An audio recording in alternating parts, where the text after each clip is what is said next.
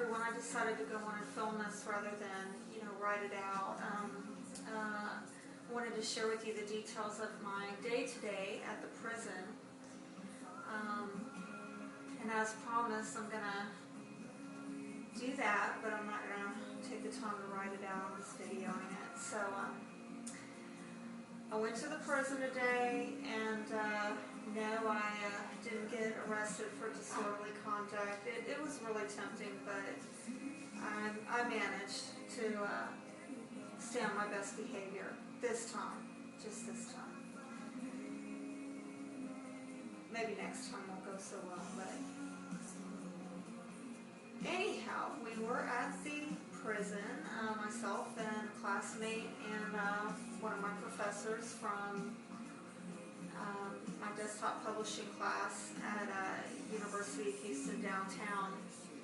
And we're helping work with inmates to create brochures for their businesses that they're going to start when they get released, because as many of you know, you're in prison, you have a felony, what are your chances of finding work? And especially in this economy, real slim. So they're going to have to basically, to survive, honestly, they're going to end up having to do their own businesses. And if you are like one guy I spoke with today who's only got an 8th grade education, how are you going to run your own business? Well, you need mentoring. Now this particular guy, they got him through his GED, and he's been taking some college level classes, and he's gone through, a lot of other supplemental training and all that. But, in addition, he's getting mentoring on how to be a business owner.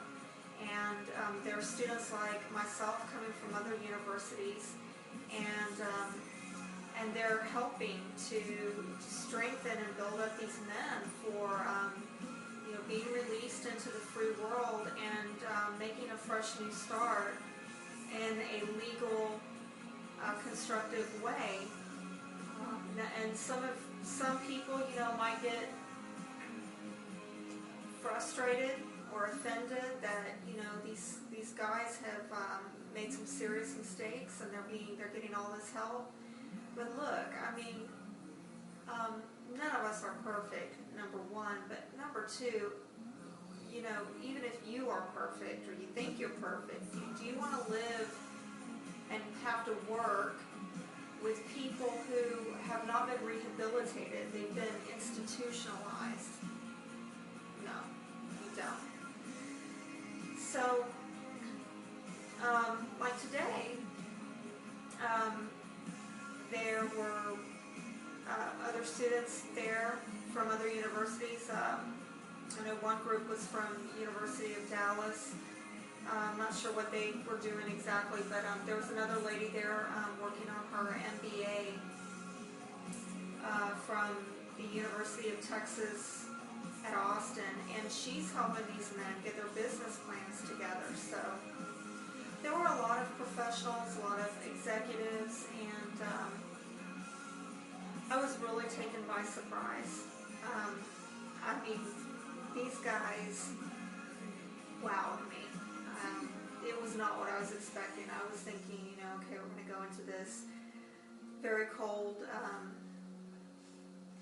detached, institutionalized facility, and maybe it's going to be awkward. I don't know, because they don't know us, we don't know them, and it turned out to be something really entirely different. It's really hard to explain to you how what a warm welcome they gave us, the hospitality they showed us, how much excitement they had to be receiving people from the free world into their area to help them. So they were so grateful. I wish I had a camera, but it's in a prison, so you're for security reasons and whatnot, you're not allowed to bring cameras or anything like that in there. But it was just this really energetic atmosphere, and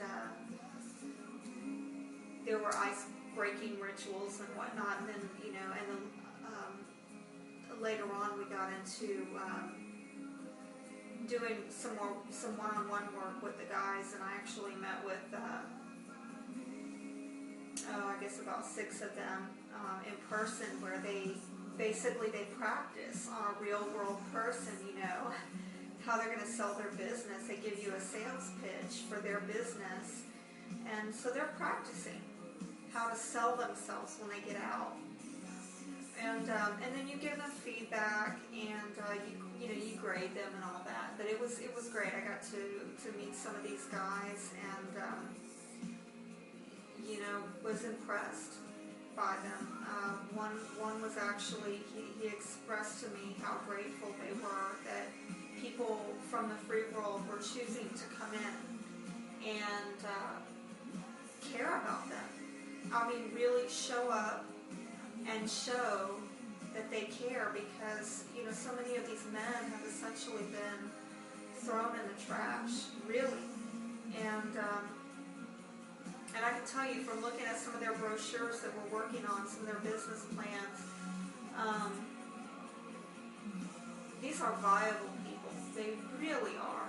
And they just, like any of us, have taken wrong turns in life. And unfortunately they went, maybe too far off in one way for too long. But the great thing is that we have an opportunity to, speak into that person's life and make a difference and show the love, really, in a tangible way. And one by one, you just get this sense that one by one, you're helping to make the community at large a better place, because people are being restored to it. And so I hope that this encourages somebody out there to maybe get involved in the prison entrepreneurship program, pep.org.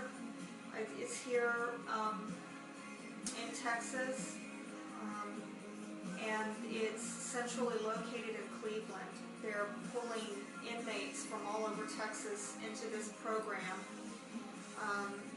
Those who want to, I guess, participate and who seem to really show dedication or what have you. But if you're not in Houston, if you're not in Texas, I encourage you to try to get involved in prison ministries, because these people are, many of them will get released back into our society, and if they're not given the skills, to be productive, it's really a setup for all of us, So I encourage you, please check out pep.org, or think about where else maybe you could go to make a difference in somebody's life.